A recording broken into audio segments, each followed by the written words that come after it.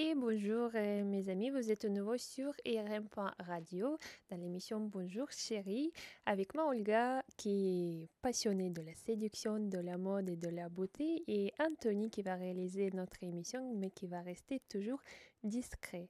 Aujourd'hui, la question qu'on se pose, est-ce que tout le monde peut se lancer dans le mannequinat et devenir célèbre?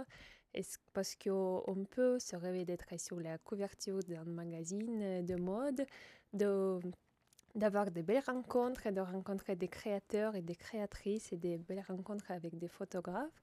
Mais également, dans le mannequinat, on peut parfois devoir les pièges et même les arnaques. Et donc, il faut faire bien attention dans ce métier. Et on a la chance aujourd'hui, on a le mannequin professionnel chez nous aujourd'hui. Nous sommes avec Elia Oldemont. Bonjour Elia. Bonjour Olga. Tu es mannequin professionnel, tu es d'origine franco-néerlandaise. Tu as eu des expériences variées dans le mannequinat. Tu défiles pour les créateurs et tu fais également beaucoup des shootings photos, etc. C'est bien ça. C'est bien ça. Ça fait combien des années que tu fais le mannequinat? Alors, tout d'abord, je voulais vous remercier de m'avoir invitée ici. Je suis ravie d'être avec vous.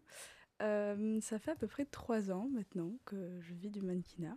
Donc, Récemment, aujourd'hui tu es à Paris, mais je sais que récemment tu étais au travail au sud de France, c'est ça? oui, tout à fait. Donc aujourd'hui, je suis sur Paris. Il faut savoir que je suis originaire de Marseille. Donc je bouge beaucoup entre la région parisienne et le sud de la France, parce que la plupart de mon réseau se trouve soit dans le sud, soit en Île-de-France. Donc voilà, je suis de retour ici.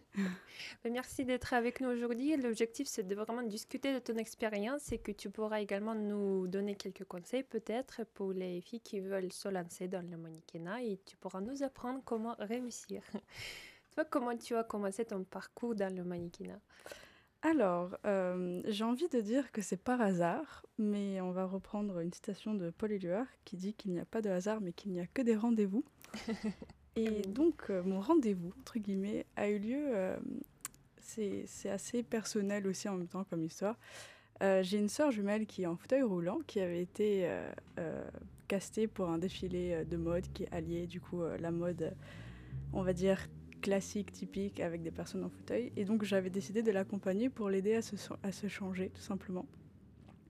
Et c'est là que j'ai rencontré un photographe qui a commencé à prendre quelques photos et qui m'a vraiment conseillé en fait de me constituer un book. Et grâce à lui, en fait, c'est comme ça que je suis entrée en agence et que tout a commencé. Donc voilà, merci à ma sœur. D'accord. Donc, C'est vrai, dans ce métier, parfois, très souvent, on se donne par hasard, on n'attend pas. Mais est-ce qu'aujourd'hui, donc, tu es passionné de ce que tu fais?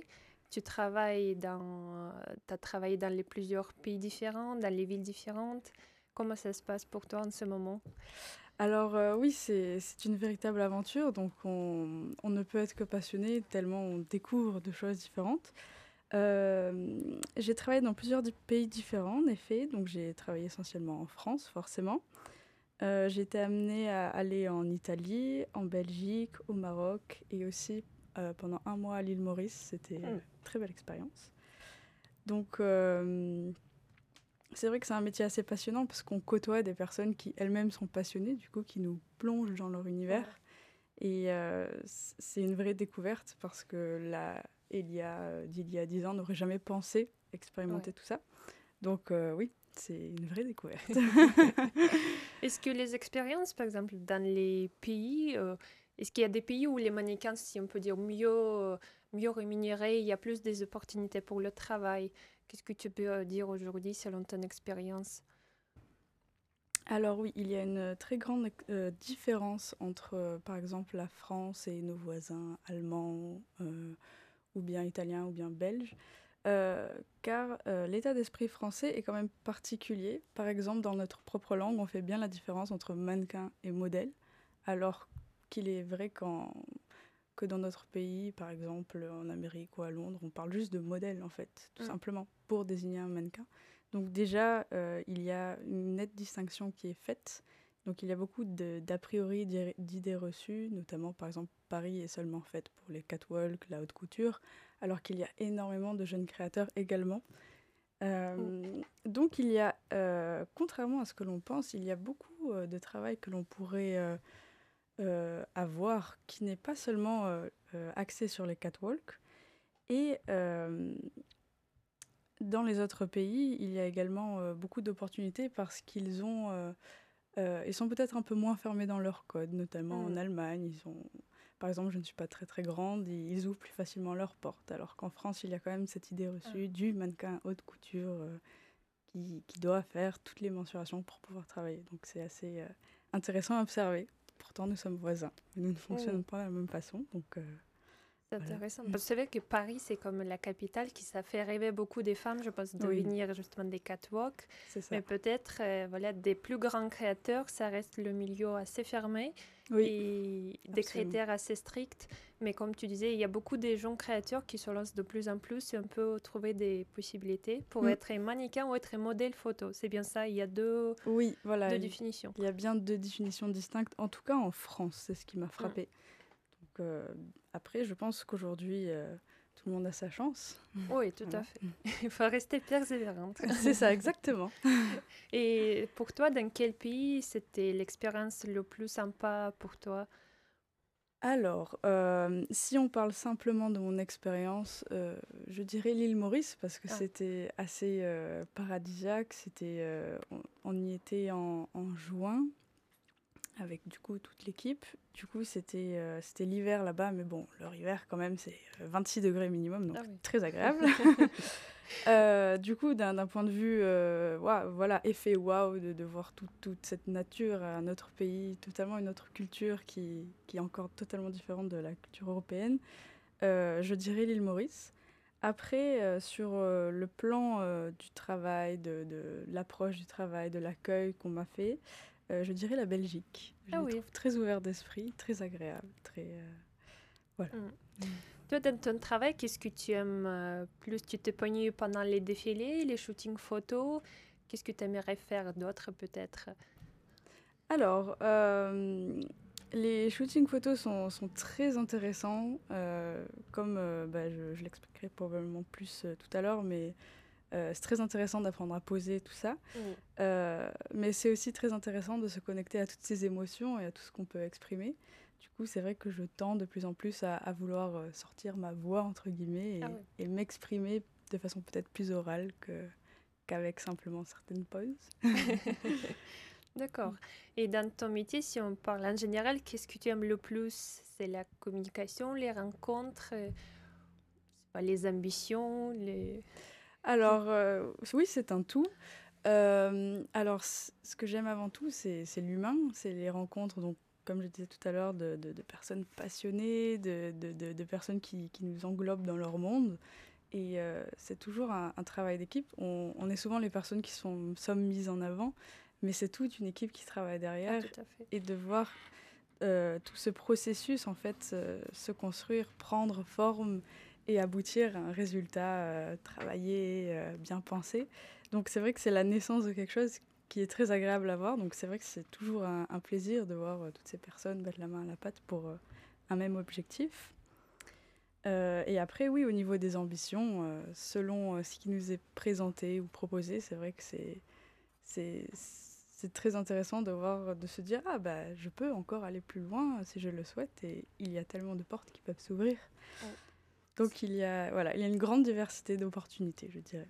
Peut-être aussi au fur et à mesure, plus on apprend ce métier, plus on se passionne. Oui, oui, tout à fait, oui. Plus on approfondit la chose, plus on découvre. C'est très intéressant parce qu'on découvre beaucoup de choses du coup dans l'expérience, mais c'est aussi très interne sur soi-même, sur notre fonctionnement, ce qui nous plaît, ce qui nous plaît pas. Donc c'est très complet. Ça permet de découvrir sa personnalité aussi. Absolument. Absolument, c'est bien vrai. On va revenir sur cette question, mais je vous rappelle que nous sommes toujours sur IRM.radio dans l'émission Bonjour chérie. On parle de la mode aujourd'hui, le métier de mannequinat. Est-ce que tout le monde peut devenir mannequin aujourd'hui? Et nous sommes avec Elia Holdeman, qui est mannequin professionnel, qui nous a fait plaisir de venir aujourd'hui et de partager son expérience. Merci à vous. On a commencé par des choses positives, mais je sais que dans le mannequinat, il y a également... On peut avoir des petits pièges, des arnaques. Qu'est-ce que tu penses par rapport à ça? Est-ce que toi, tu as eu des mauvaises expériences? Et qu'est-ce que tu pourrais conseiller aux femmes aujourd'hui qui se lancent dans le mannequinat pour éviter de tomber dans les mauvaises aventures? Alors, il faut faire très attention, surtout aujourd'hui, étant donné que l'information va très vite, qu'on fait tout quasiment avec nos réseaux sociaux.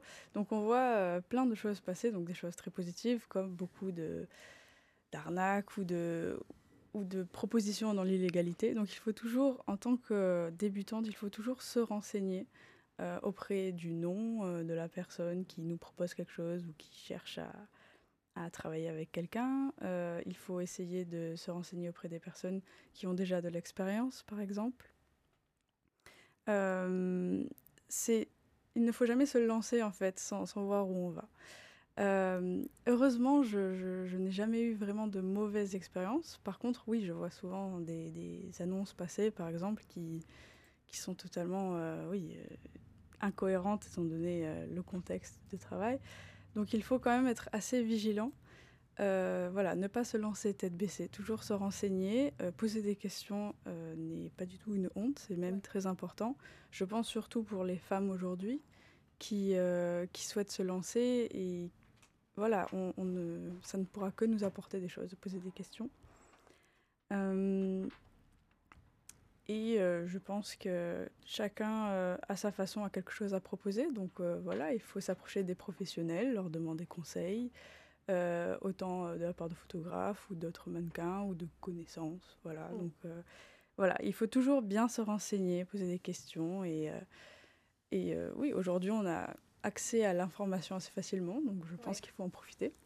Donc déjà, dans les recherches sur Google, on peut parfois vérifier de trouver les informations sur les personnes, les noms des personnes, Par exemple, oui, tout à des fait. sociétés qui proposent des offres. Tout à fait. Et il y a surtout aujourd'hui toujours quelqu'un qui a travaillé avec quelqu'un, enfin du bouche à oreille. Du coup, avoir une expérience en réalité humaine, on va dire, est toujours aussi très intéressante à prendre. Voilà. Toi, personnellement, tu travailles plus avec les agences ou en freelance? Alors, aujourd'hui, je travaille notamment avec les agences et surtout avec le réseau que je me suis construit. Donc, plus le temps passe, plus on se construit son réseau et plus les personnes avec qui l'on travaille sont très précises et du coup, on passe plutôt par elles. Moi, je pense beaucoup à une directrice de casting qui m'a beaucoup proposé d'opportunités de casting et que j'ai décroché quelque part grâce à elle parce que voilà, il y a cette récurrence, il y a un peu ce côté qui match aussi avec cette personne, donc on arrive à sortir le meilleur de soi-même. Donc je travaille quand même essentiellement en agence. On en reviendra dessus après, mais je pense que c'est pour les débutantes aussi le mieux, pour être le mieux cadré, étant donné qu'aujourd'hui, on peut aller dans tous les sens. Donc, suivre peut-être son intuition et aussi de suivre les conseils de professionnels. Les personnes peuvent toujours t'orienter si on a envie, on peut y arriver. Exactement, exactement. Et l'intuition est très importante en effet. Parce qu'on donne de sa personne, autant physiquement que... On donne un peu ses tripes aussi, du coup c'est très important de s'écouter. C'est vrai, c'est vrai. Et quand même pour choisir la bonne agence, parce qu'aujourd'hui il y en a plein aussi des agences. Oui, tout à fait. Ils demandent des critères différents peut-être. Est-ce que tu travailles pour les plusieurs agences ou pour... comment tu as fait le choix? Ou c'était eux qui t'ont choisi? Alors, j'ai eu la chance d'être approchée par beaucoup d'agences, donc j'avoue que j'ai jamais beaucoup travaillé pour intégrer certaines agences, c'est une chance. Après, on n'est pas obligé d'être affilié à une seule agence seulement si on signe un contrat d'exclusivité. À partir de là, oui, ça nous engage avec une agence précise. Je pense que dans notre contexte actuel, dans l'époque dans laquelle on vit, à moins d'être Kate Moss par exemple, on n'a pas vraiment d'intérêt à signer avec une seule agence parce que ça nous offre plus d'opportunités justement. Et du coup, donc, ce sont dans mon cas plusieurs agences qui m'ont démarché. Et donc il faut toujours bien se renseigner, surtout le jour où on va se présenter, lire le contrat avant de le signer. Car, comme vous le disiez, il y a beaucoup d'agences qui sont proposées sur le terrain. Mais il y a aussi également beaucoup d'agences qui prennent par exemple un pourcentage illégal. Légalement, le pourcentage est de 20%. Certaines agences prennent 50 voire 70% sur... oui, c'est énorme, sur la prestation du mannequin. Donc en réalité, le mannequin va toucher un salaire qui n'est pas du tout représentatif de ce devrait gagner étant donné son travail. Donc il est très important, voilà, encore une fois, de se renseigner sur Internet ou bien auprès de personnes qui ont de l'expérience. Et il ne faut pas, surtout pour les débutants, je leur conseillerais de ne pas chercher à rentrer forcément dans une agence prestigieuse, parce que plus il y a du monde, moins vous aurez ce côté humain, moins vous serez du coup considéré avec du coup votre profil, vos capacités, ce que vous avez à proposer. Et moins on pensera à vous, tout simplement. Donc j'encourage surtout les personnes en région parisienne, il y a énormément d'agences qui sont super, à essayer d'intégrer des petites agences qui du coup fonctionnent bien. On peut déjà se renseigner auprès des autres. Et du coup, il y aura ce côté humain et bien sûr donc cette opportunité de travailler plus régulièrement et même de passer plus de castings, parce que même si on ne décroche pas le job derrière, passer un casting, c'est quand même un entraînement. Ah oui. Donc c'est toujours très vertueux. Donc j'encourage ces personnes-là à surtout chercher au début à viser la qualité, pas forcément dans le renom, mais dans la qualité de travail qui peut être proposée derrière. Et si tout se passe bien, la quantité suivra. En espérant. Je le souhaite à tout le monde. Est-ce que, justement, penses-tu qu'il faut privilégier la quantité ou la qualité? Est-ce qu'il faut accepter toute proposition, tout ce qu'on te propose? Parce que parfois, on a envie de faire plus, d'avoir de l'expérience, même gagner plus. Exactement, oui. Mais au final, est-ce que ça joue un mauvais tour pour nous-mêmes ou... Alors, c'est vrai qu'aujourd'hui, on a vite l'appât du gain, parce que plus on réussit, plus on a envie de réussir. C'est humain. Après, non, il ne faut pas accepter tout et n'importe quoi, parce que c'est premièrement notre image qui en prend un coup. Si on accepte tout et n'importe quoi, ça va nous fermer d'autres portes. Si par exemple, aujourd'hui, je travaille pour une marque, par exemple, c'est dans la mode de masques, étant donné le contexte, ça veut dire qu'une autre marque concurrente ne me demandera pas de travailler, puisque j'ai travaillé pour leur concurrent. Du coup, il vaut mieux favoriser la qualité avant la quantité. Quelque part, il faut être très patient. Et c'est un travail aussi d'humilité et de se connecter à soi-même et de se fixer des objectifs. Il faut être très patient, c'est certain.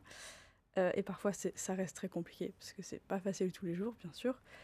Mais il faut vraiment essayer de viser la qualité avant tout, parce que la qualité va apporter la qualité. Et la quantité va peut-être apporter la quantité, mais ça ne va peut-être pas vous servir dans 5 ans, 6 ans, 8 ans, je ne sais pas. Trouves-tu qu'aujourd'hui, dans le monde de la mode, ça ouvre plus les portes pour les filles, par exemple, qui n'ont pas des critères un peu classiques, 90, 60, 90, 1m80, ou ça devient peut-être à l'inverse plus strict?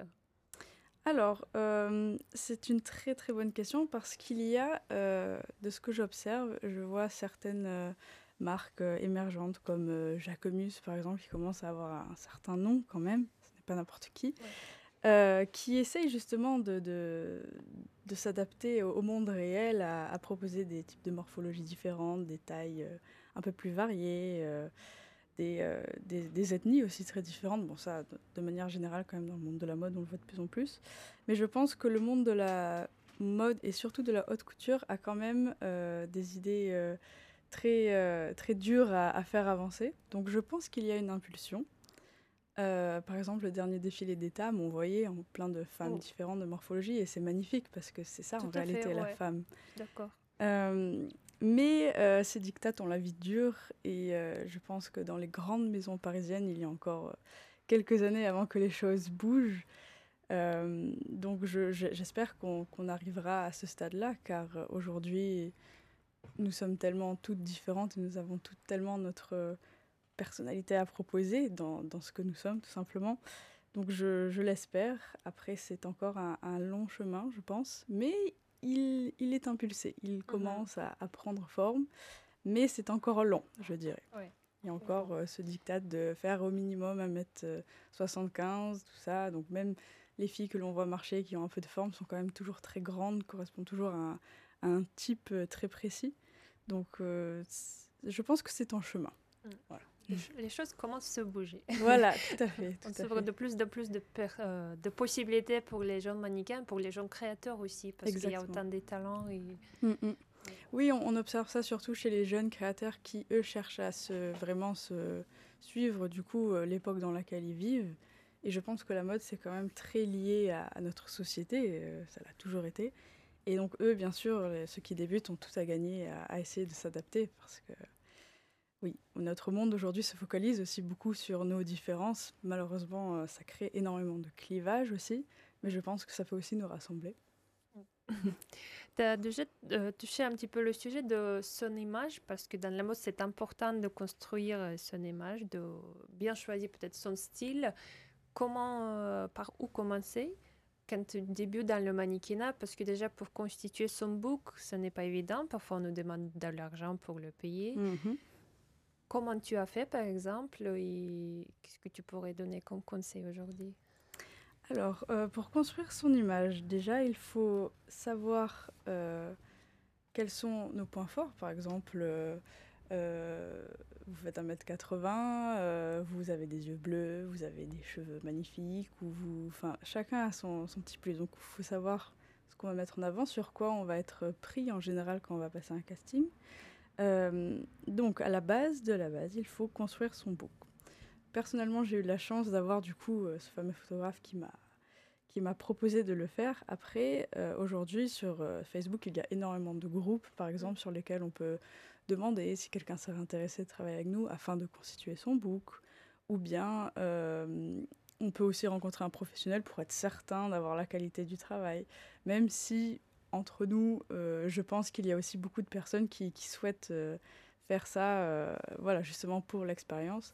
Après, pour une première expérience, il est important pour vous, si c'est quelque chose qui vous met à l'aise, de venir accompagner. Si le photographe refuse, cela justement permet déjà de prendre la température. Attention, Oui, de dire attention.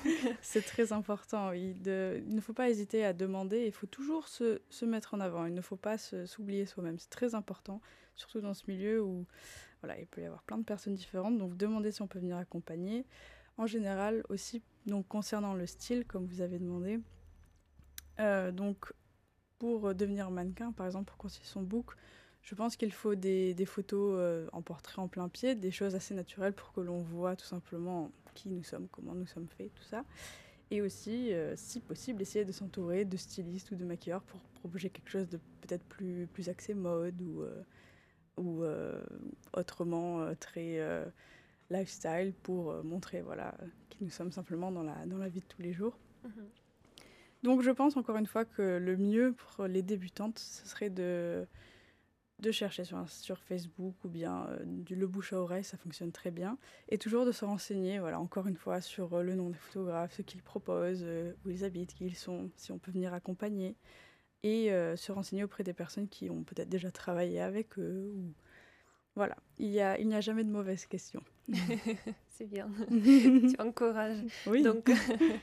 Donc de réfléchir quels sont nos points forts et de les mettre en avant et aussi de garder respect vers soi, de ne pas se lancer dans toutes les propositions, mais de chercher, regarder autour et de demander les conseils des professionnels aussi et construire son image petit à petit peut-être. Voilà, tout à fait, vous avez très bien résumé. Penses-tu que la carrière de mannequin, c'est beau, ça fait rêver, mais est-ce qu'après le mannequinat, tu envisages déjà quelque chose? Il y a d'autres choses qui te passionnent et te donnent envie de faire après? Alors oui, c'est en effet un métier passionnant et qui, du coup, comme mentionné auparavant, ouvre beaucoup de portes. Donc par exemple, le mannequinat m'a permis d'apprendre à poser, à exprimer du coup beaucoup de choses à travers mon corps, parce que notre corps, c'est quand même notre outil de travail, notre visage, nos mensurations, tout ça. Donc plus le temps passe et plus on se rend compte que nous sommes des êtres vivants dotés d'une voix qui souhaitent peut-être exprimer autre chose, donc soit au travers de sa voix ou bien de ses émotions, chacun a son histoire. Du coup, j'aimerais beaucoup m'orienter plus vers la comédie, enfin en tant que comédienne. Bien évidemment, on ne le devient pas du jour au lendemain, donc c'est un projet qui est en cours. J'ai la chance d'être entourée quand même de beaucoup de directeurs de casting qui travaillent dans le monde du cinéma, donc je fais mes premiers pas, on Ouais. va dire. Pour l'instant, honnêtement, j'ai encore jamais rien décroché, mais c'est normal, il faut commencer quelque part. Et c'est très intéressant, c'est un projet qui est en cours, oui. Ouais. Ouais. Donc déjà, le premier, c'est d'avoir envie, mais après, on peut toujours réussir si, comme tu dis, c'est le mannequinat, ça me permet de se prendre la confiance et de commencer à s'exprimer, de connaître sa personnalité. Mais la voix de l'actrice et de comédienne, c'est aussi peut-être encore plus passionnant où tu peux Oui, t'exprimer pleinement et et surtout, c'est une passerelle en réalité. L'un peut amener à l'autre. tout à fait. Et c'est vrai que c'est très intéressant parce que nous avons tous tellement de choses à partager avec le monde parce que nous avons notre monde interne. Du coup, c'est très intéressant.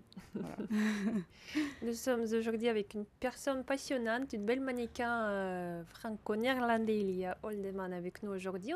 Si vous souhaitiez devenir mannequin, tout à l'heure, on a trouvé plein de conseils et des astuces comment se lancer dans ce métier. Vous pouvez revoir notre émission sur notre chaîne YouTube, IRM Radio. Tapez Bonjour chérie. Et là, on continue parce qu'on a encore plein de questions sur le développement personnel, parce que le métier de mannequinat, c'est quand même particulier. Je Oui. pense que tu dois construire tout le temps la confiance en soi. Est-ce que pour toi, personnellement, tu as changé peut-être ta personnalité ou quel impact ça fait sur toi en termes de ta personnalité, le mannequinat? Alors oui, le mannequinat a eu un réel impact au final sur ma personnalité, mais sur ma personne tout simplement. Euh, il faut dire qu'à la base, je suis quelqu'un d'assez rêveuse, donc j'ai tendance à être beaucoup dans ma tête, dans mon esprit. J'aime beaucoup réfléchir, retourner tout dans ma tête. Et c'est vrai que le mannequinat m'a ramené à mon corps et du coup à son essence propre, en fait, à mon essence propre. Et j'ai vraiment découvert à travers le travail des poses, le fait de devoir mettre son outil de travail en avant, donc son corps. Déjà, premièrement, que j'en avais un, parce que j'étais très... C'est déjà une bonne découverte. Oui. Et du coup, ça m'a beaucoup aidé à comprendre que je pouvais exprimer énormément de choses autrement que par la pensée, par la réflexion, et donc par le mouvement, oui, par le simple fait de sentir mon propre corps. Et donc c'est vrai que le mannequinat m'a réellement ouvert les yeux sur moi-même, et ça m'a vraiment permis de rentrer encore plus dans l'interne, on va dire. Paradoxalement, c'est vrai que c'est un métier qui est souvent très difficile parce qu'on est constamment jugé, on est constamment comparé, Ouais. on est, oui, on est toujours jugé sur notre physique seulement. Donc c'est vrai qu'il faut, et voilà, il faut être solide, il faut se tenir le plus droit possible dans ses bottes pour rester proche de soi-même. Et paradoxalement, il y a cette dureté à l'extérieur, mais ça m'a permis de me demander pourquoi. Pourquoi est-ce que j'avais fait ce choix? Pourquoi est-ce que je fais ça aujourd'hui? Et de découvrir du coup mon propre corps. Par exemple, je remercie beaucoup de personnes avec qui j'ai travaillé, notamment des maquilleurs, des make-up artistes. J'ai vu que vous aviez invité Sergei Châtel, qui est Ah oui, un ouais. maquilleur que je trouve génial. Et il y a une femme, donc une maquilleuse qui s'appelle Eva Sieskowska, désolée si j'écorche son nom, qui s'appelle Les Rendez-vous d'Eva sur Instagram. Et c'est quelqu'un qui a vraiment l'amour du maquillage dans la peau et qui souhaite que toutes les femmes se reconnectent à elles-mêmes, on va dire. Et cette femme, elle m'a appris à me maquiller parce que je savais pas du tout me maquiller avant de rentrer dans ce milieu. C'est vrai que un blush, j'avais aucune idée de ce que c'était, mais c'est véridique. On découvre. Oui, voilà. Et en fait, grâce à elle, j'ai découvert, et grâce à toutes les équipes avec qui j'ai travaillé, en fait, que prendre soin de soi, c'est également représentatif de la valeur que l'on s'accorde à soi-même, en réalité. Le temps que l'on s'accorde, c'est la plus belle chose qu'on puisse faire, puisque nous n'avons qu'une seule chose au final, c'est le temps. Mm. Et d'ailleurs, pendant le premier confinement, j'ai laissé ma pensée aller à ce sujet et j'ai écrit sur le maquillage et sur le fait que ça semble de l'extérieur être quelque chose de très superficiel, mais ça peut être quelque chose également, personnellement en tout cas, de très interne. Ça m'a permis de reconnecter à ma féminité. Et si je résume cette pensée que j'ai développée du coup sur les réseaux sociaux, ce serait: ce qui est visible à l'extérieur reflète l'investissement intérieur. Hmm. Euh, Surtout dans notre société, le corps de la femme est quand même mis à l'épreuve sur de nombreux aspects. Et pouvoir prendre soin de soi et s'accorder le meilleur pour soi, ce n'est pas toujours facile. Et c'est vrai qu'à travers le maquillage, j'ai découvert du coup tout un monde interne. Et c'est une véritable découverte, c'est comme si je m'étais découverte moi-même. En plus de ça, il faut savoir que voir ses propres photos, se voir soi-même, c'est oser également se regarder en face. Mm. Et c'est assez confrontant parfois, surtout les premières fois, c'est quand même quelque chose. Du coup, il faut savoir faire face aux critiques extérieures, mais surtout à ces critiques intérieures et essayer de moins se juger parce que nous sommes dans un monde très, très binaire qui est très axé sur le jugement, où tout doit être harmonieux, tout ça, mais nous sommes humains et comme tous les humains, nous sommes imparfaits. Donc je pense que le mieux, c'est oser de... Enfin, j'invite surtout ceux qui se sentent mal dans leur peau et même ceux qui se sentent bien, hein, à essayer de quotidiennement voir ce qu'il y a de beau en eux parce qu'on a tous ce petit quelque chose qui nous appartient et on mérite tous en fait d'être aimés et avant tout par nous-mêmes parce que ça commence justement à ce stade précis. C'est très bien dit. Donc, si je peux résumer, en fait, plus on se connaît et on s'est connecté à l'intérieur, à soi, plus on peut dégager pour que les autres nous voient aussi comme on nous le sent.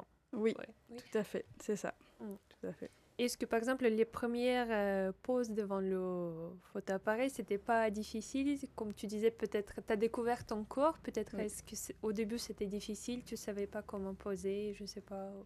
Ah oui. Et comment tu as appris en fait à poser? Est-ce que tu peux dire un peu plus?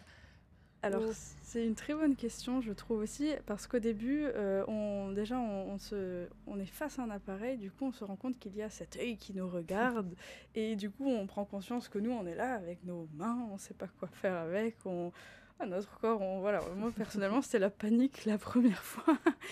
Et, euh, et oui, du coup, c'est très déstabilisant parce que soudainement, de but en blanc, on est mis face à nous-mêmes et on doit se dire: ah, je dois être de façon avantageuse sur une photo sans forcément pousser, sembler un peu détendue, alors que je ne suis pas du tout détendue, je me sens très tendue. Et en fait, ça m'a permis. En fait, la clé dans tout ça, c'est être dans l'instant. C'est oublier justement cette caméra et laisser libre cours à toutes nos pensées, ne pas figer les choses, être dans l'instant et laisser justement nos pensées passer, nos mouvements passer. Et c'est justement la beauté de cet oubli qui fait justement ces poses qui, pour certaines top modèles qui sont suivies sur les réseaux sociaux, qui fait qu'elles ont cette grâce en réalité. Donc je dirais que ça commence par le pouvoir de l'oubli et de l'instant en réalité. Hmm. Donc d'oublier ce que nous demande, mais de partir un peu à improviser, si on peut dire, et écouter son corps. C'est ça, c'est Ouais. ça. Partir dans soi-même et laisser libre cours à tout ce qui se passe, parce qu'il n'y a pas de mauvaise pose. Il y aura sûrement des personnes qui vous trouveront ridicule, et même souvent c'est vous-même qui vous trouvez ridicule en premier. Mais justement, il n'y a pas de ridicule. Il n'y a que des expressions, je dirais. Est-ce que aussi, en regardant peut-être des autres mannequins, tu aussi apprends les choses, comment ils posent ou... Oui, Oui. tout à fait. Observer les autres, ça c'est un point très positif de nos réseaux sociaux. C'est de pouvoir voir une grande diversité de poses, de façons de bouger.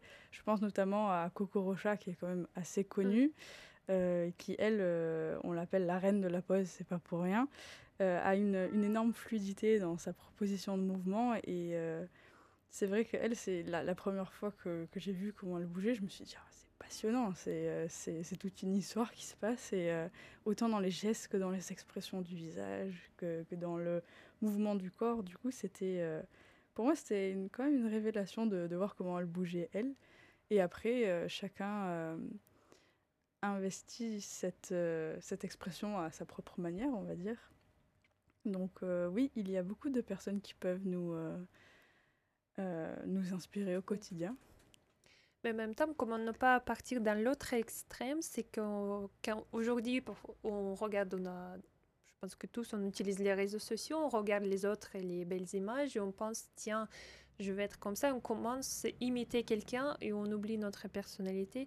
Comment en même temps ne pas trop se comparer, ne pas devenir quelqu'un que nous ne sommes pas en fait. Oui, Ah, alors c'est vraiment la difficulté de notre époque, je dirais.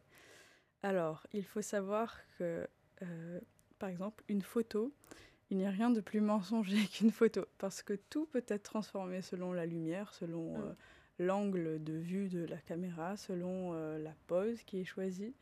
Voilà, tout est construit de toutes parts. En réalité, il n'y a quasiment rien de naturel. Surtout aujourd'hui, quand on voit notre feed Instagram passer, tout est beau, tout est parfait, mais ça a demandé tellement de travail. Il n'y a rien de spontané ou de naturel en général. Ça arrive aussi, parce qu'il y a aussi un mouvement qui s'installe de plus en plus, euh, Instagram, VS, réalité, tout ça. mm. Donc il faut surtout voilà, ne pas oublier ce point important, comme quoi c'est une réalité qui est fabriquée. C'est avant tout un réseau social, donc c'est avant tout virtuel. Et il serait très vertueux de ne pas l'oublier. Donc ça, c'est un point qu'il ne faut vraiment pas oublier, on pense toujours que l'herbe est plus verte dans le jardin du voisin, mais tout est construit. Donc ça, c'est vraiment important. Et du coup, nous aussi, nous pouvons construire cette image de nous-mêmes, mais ce serait quelque part aussi se mentir à nous-mêmes si nous y croyons, si nous croyons que c'est la réalité, tout comme nous croyons que c'est la réalité de nos voisins. Donc je conseille de garder ce point à l'esprit, et surtout, il est vrai qu'aujourd'hui, les réseaux sociaux, c'est quand même quelque chose qui a tendance à être très chronophage, à prendre beaucoup de temps, et moi-même, hein, j'ai du mal, parfois je me dis j'ai perdu 1 heure alors que j'aurais pu faire autre chose. Donc tout simplement essayer de passer plus de temps à faire des choses que l'on aime pour soi, et pas forcément voilà, un peu déconnecter, débrancher, et s'intéresser à des mannequins, voir comment elles bougent, c'est très intéressant, mais il ne faut pas rentrer dans l'abus, justement. Et penses-tu que, par exemple, quand tu construis aussi son image sur les réseaux sociaux, il y a une certaine stratégie? Est-ce que toi, tu te fais une stratégie que voilà, cette photo, je vais publier, l'autre, non? Est-ce que Oui, toi... après il y a du coup les réseaux sociaux sont aussi une vitrine qui en tant que mannequin nous permettent de nous vendre. Donc il y a toute une stratégie de colorimétrie, donc de code couleur, de pose, Bon, je dis ça, mais en réalité, je ne maîtrise pas du tout ces armes. Donc voilà, mon Ouais, Instagram est un chaos, mais... je dirais pas, mais, mais peut-être tu as justement raison, il faut aussi s'amuser, de faire les choses avec plaisir, ne pas essayer d'être trop limité, comme tu dis, respecter la colorimétrie, Voilà, de il ne faire... faut pas s'enfermer Ouais. justement. Et justement, on voit souvent que beaucoup de photos sont des effets de mode, surtout pour les personnes qui ont Instagram pour le loisir. Euh, et justement, il n'y a rien de plus authentique que de rester proche de soi-même et de Mm. faire les choses avant tout pour soi, et comme nous on le ferait, et pas comme la masse le ferait.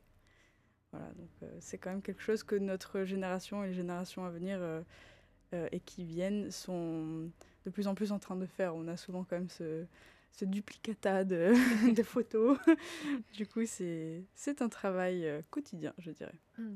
Toi, à part d'être mannequin et d'avoir beaucoup d'expérience, tu as fait également la formation de psychologue. Oui, tout à fait. Est-ce que tu penses poursuivre cette voie? Est-ce que ça te sert dans ta vie quotidienne, et même peut-être dans le mannequinat? Ou- Oui, tout à fait. Oui, oui. Alors, j'ai fait une formation en psychologie. J'ai été jusqu'en licence, et j'ai commencé à me spécialiser dans les troubles du développement. Donc, j'ai travaillé pendant 1 an avec des enfants et des jeunes Ah, adultes tu as même autistes. eu l'expérience professionnelle. Oui, tout à fait. Mais après 3 reprises, en fait, je n'ai jamais réussi à rentrer en master. C'était très frustrant, mais à terme, je me rends compte que c'était peut-être parce que je frappais à la mauvaise porte. Mm. Et en parallèle, du coup, j'ai commencé à décrocher des contrats dans le mannequinat. Du coup, naturellement, je me suis orientée vers ça. Euh, du coup, comme je n'ai pas réussi à rentrer en master, je pense qu'aujourd'hui, mon souhait, c'est toujours d'aider les gens et essayer d'apporter quand même un certain bien-être, mais que la voie sera peut-être un peu plus artistique que prévu initialement. Mm. Du coup, je ne pense pas continuer dans la psychologie. En tout cas, la psychologie, c'est quelque chose qui n'est pas figé, qui est toujours en travail, en mouvement. C'est comme l'être humain en réalité. Il y a toujours de nouvelles choses à apprendre, à creuser, à découvrir. Donc, ça fait partie de mon quotidien, mais je ne pense plus m'orienter vers cet axe-là professionnellement. Après, oui, ça sert beaucoup mon quotidien en tant que mannequin ça me permet de prendre du recul, de comprendre certains cas de figure qui se présentent en face de moi, mais aussi en moi, de me demander, ouh, pourquoi tout ce magma de, de choses qui nous arrivent. Et il y a une phrase de Jung que j'aime beaucoup, qui dit que tout ce qui ne vient pas à la conscience revient sous forme de destin. Donc tout ce que nous n'arrivons pas à conscientiser, ce sont des choses qui arrivent sur notre chemin dans notre vie. Donc je pense que sur ça, la vie est bien faite. C'est quelque part aussi très ironique, parce qu'elle nous met constamment face à nous-mêmes, mais c'est aussi la meilleure formatrice en réalité. Tout à fait. Donc c'est vrai que le mannequinat et la psychologie sont deux choses qui sont très intéressantes à allier, parce qu'il y a tellement de choses à observer et à en tirer. Et apprendre sur soi-même. Et si souvent on fait des mêmes erreurs, peut-être c'est le temps, comme tu dis, de prendre le recul et réfléchir où on va et pourquoi. C'est ça, oui, tout à fait. Est-ce que tu peux donner aujourd'hui un conseil, comment passer un casting, comment gérer le stress, comment réussir? Alors, passer un casting, c'est toujours quelque chose d'assez excitant et c'est tout à fait normal d'être stressé. Déjà, la première fois qu'on passe un casting, là, on est totalement stressé. C'est le grand saut. Oui, voilà. Et même quand on est expérimenté, passer un casting, ça peut être très stressant quand, par exemple, c'est le job qu'on souhaite décrocher depuis des années, ou bien plus tournée comédienne. Voilà, c'est le rôle. Donc, souvent, ce que je conseillerais de faire aux personnes, ce serait déjà de penser à une seule chose à la fois, parce qu'il est totalement normal d'être stressé. Donc essayer de se focaliser notamment sur sa respiration et justement de se centrer sur soi-même, sur son corps, essayer de sentir ses pieds sur le sol, de se sentir, de sentir la semelle sur le sol de nos pieds, sur la semelle, de se sentir ancré au sol et de se rappeler pourquoi on est là, parce qu'on est toujours là pour une raison et on a toujours quelque chose à proposer. Mettons, la directrice de casting veut vous voir marcher, voilà, vous avez votre petit truc à vous, ou pour le casting un peu plus comédien, si vous avez une réplique ou une action à faire, vous avez votre propre façon de l'interpréter. Il ne faut jamais oublier que les directeurs de casting sont là pour voir ce que vous avez à proposer et ne sont pas là pour vous juger en aucun cas. Sinon, ils n'aimeraient pas se lever le matin, je pense. Donc il faut vraiment se focaliser sur une seule chose à la fois, prendre le temps et essayer, comme je disais tout à l'heure, d'être dans l'instant, oublier qu'il y a tous ces yeux qui vous regardent, tous ces jugements que l'on se donne à soi-même et qu'il y a autour, probablement dans notre esprit, parce que souvent les gens nous jugent beaucoup moins que ce que l'on pense. Et plus on sera dans l'instant, plus on aura de l'intensité à proposer, et plus on aura nos chances de notre côté, tout simplement. Donc je conseille à ces personnes notamment de prendre leur temps, même si la photo va être déclenchée, même si la caméra tourne pour un casting comédien, prendre son temps, ne pas se précipiter, c'est votre moment. Donc c'est vous qui décidez quand vous êtes prêt et qui décidez comment mener la danse, tout simplement, parce que c'est vous qui proposez ce que vous avez à incarner, tout simplement. En tout cas, c'est des choses que je m'efforce de faire, moi, quand je passe un casting. Et c'est un travail quotidien, c'est un exercice. Donc il n'y a pas d'erreur, il n'y a pas de mauvaises propositions ou de mauvaises interprétations. Il n'y a que des expériences qui s'approfondissent au fur et à mesure. Donc pour cultiver la confiance en soi, il faut toujours se connecter à soi-même, à son corps. J'ai même entendu un truc qu'on peut parfois s'embrasser, de sentir où sont mes bras, où sont mes jambes, où je suis là, qu'est-ce que je vois, qu'est-ce que je sens. Donc c'est un bon exercice à faire. Oui, tout à fait, oui. Après, c'est la façon que j'ai aujourd'hui. Après, certaines personnes seraient plus réceptives à une autre méthode. Mais je pense qu'il est très important de pouvoir surtout se rallier à soi-même et se dire qu'on est là pour une raison.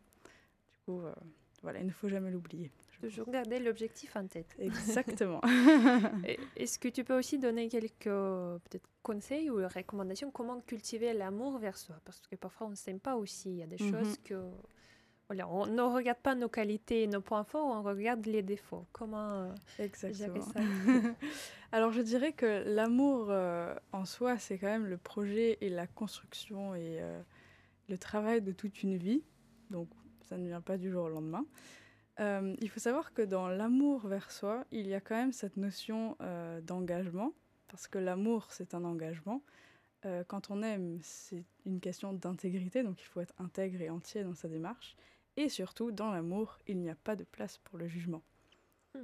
Donc ce sont des points qui relient du coup cet amour qui est le pivot d'une réussite ou d'un échec, hein. Et la confiance en soi, c'est avoir foi en quelque chose ou bien en quelqu'un. Donc là, envers soi. Donc je dirais tout simplement essayer de prendre du temps pour soi. Par exemple, tout à l'heure, on parlait du maquillage, c'est prendre du temps pour soi. Faire du sport, par exemple. Donc essayer de détecter ce qui nous plaît et de prendre ce temps pour nous-mêmes, de se l'accorder. Et surtout, d'accorder ces moments, même les jours où on n'a pas le moral ou des jours entre guillemets sans. Essayer justement d'être toujours dans cette démarche entière et intègre envers nous-mêmes et surtout sans jugement. On a le droit de se sentir moche, de se sentir mal, de se sentir voilà, ce matin je me suis levée, j'ai pas envie de me lever. C'est tout à fait normal, ça arrive à tout le monde. Et surtout laisser la place de cette douleur ou de cette pensée, de ne pas la juger, juste de l'accepter. Donc de l'accepter sans jugement, en toute intégrité. Et surtout en pleine, voilà, en pleine bienveillance envers nous-mêmes. Et du coup, cette bienveillance va nous engager envers nous-mêmes. Parce que plus on se sent mieux, plus on a envie de rester dans cet état. Du coup, c'est un travail, certes, difficile au quotidien, parce qu'il y a des jours plus faciles que d'autres. Et il faut juste essayer de toujours rester dans cette intégrité et cet engagement envers soi-même qui permettra justement de cultiver notre amour pour nous-mêmes. Et s'il y a de l'amour, il y a forcément de la confiance. J'aimerais bien remarquer que tu utilises le mot engagement parce que j'ai jamais entendu ça pour l'amour vers soi. Souvent on dit voilà, il faut s'engager en couple, aimer l'autre, mais déjà s'engager à aimer soi-même, c'est peut-être primordial et le plus important. Oui, tout à fait. Et pour terminer sur cette question, souvent on dit qu'aimer quelqu'un, c'est l'aimer pour ses qualités, mais c'est aussi l'aimer pour ses défauts surtout. Et je pense qu'il est très important de faire la même chose pour nous-mêmes. Donc de nous aimer pour nos qualités, parce qu'on en a tous, il ne faut pas les oublier, mais avant tout de nous aimer pour nos défauts. Parce que nos défauts sont la chose aussi qui font contribuent sur des choses qui nous rendent plus forts, mais qui font aussi que nous sommes uniques, que je suis Elia et que vous êtes Olga, et que personne ne pourra nous changer, car nous avons nos propres chemins et notre propre force à construire, en réalité. Si vous voulez apprendre plus sur l'amour vers soi, n'hésitez pas à revoir nos précédentes émissions Bonjour Chérie sur ARM Radio, parce que Bonjour Chérie, c'est quand même consacré à l'amour, et l'amour vers soi, c'est primordial. Quels sont tes secrets beauté et rituels beauté, Elia? Alors, en réalité, j'ai pas vraiment de secret. D'accord. Tu nous as tout dit. Je pense que tout repose sur une harmonie de vie, surtout, notamment essayer, surtout dans le monde dans lequel on vit, essayer de prendre du coup le temps de bien se reposer, de faire des nuits complètes, surtout, s'il y a un secret, je dirais de bien boire de l'eau. Il faut toujours être hydraté, car nous sommes toujours en mouvement, et notre peau aussi est toujours en mouvement, et tout comme nos cheveux, comme voilà, tout notre être. Du coup, en général, moi, voilà, à la base, je suis quelqu'un qui ne prenait pas beaucoup soin de moi, donc j'ai découvert les choses avec le temps. Aujourd'hui, avec le mannequinat, donc on est souvent maquillé, on est souvent coiffé, du coup, c'est vrai que notre peau et nos cheveux prennent un coup dur. Et plus le temps passe, et plus je m'oriente vers des produits naturels, parce que c'est ceux qui me font le plus de bien. Donc par exemple, je me maquille beaucoup avec de l'huile de coco. C'est un produit très naturel, très nourrissant, qui démaquille beaucoup mieux d'ailleurs que les démaquillants dits classiques. Après, attention, ça correspond à ma peau, mais ça ne veut pas dire que ça correspondra à un autre type de peau. Donc voilà, il faut que chacun se fasse ses petits tests, tout à fait. Du coup, donc ça va hydrater ma peau. Le secret, c'est vraiment l'hydratation également. Donc il ne faut pas hésiter à se faire également des masques dès que l'on peut. J'utilise souvent de l'huile d'avocat ou bien de se faire des petits gommages. Aussi, point important, dès que l'on peut, essayer de ne pas se maquiller tout court parce que notre peau a besoin de respirer aussi, tout simplement. On n'a pas besoin de constamment se cacher ou bien de s'embellir. En plus de ça, malheureusement, nous vivons dans un monde qui est de plus en plus pollué, donc bien penser à se démaquiller régulièrement, même si on ne se maquille pas. Personnellement, ça a vraiment changé mon type de peau quand j'ai commencé à bien la démaquiller quotidiennement, parce qu'on ne se rend pas compte, mais on a toujours cette petite couche qui est exposée à l'extérieur, qui du coup peut créer quelques boutons ou quelques rougeurs qui peuvent être désagréables. Surtout aujourd'hui avec le masque, c'est quand même quelque chose... c'est encore un défi. Voilà, c'est un nouveau défi. Donc là, encore plus, essayer de s'hydrater, quoi, parce que c'est vrai que le nez, en général, il est bien sec, tout ça.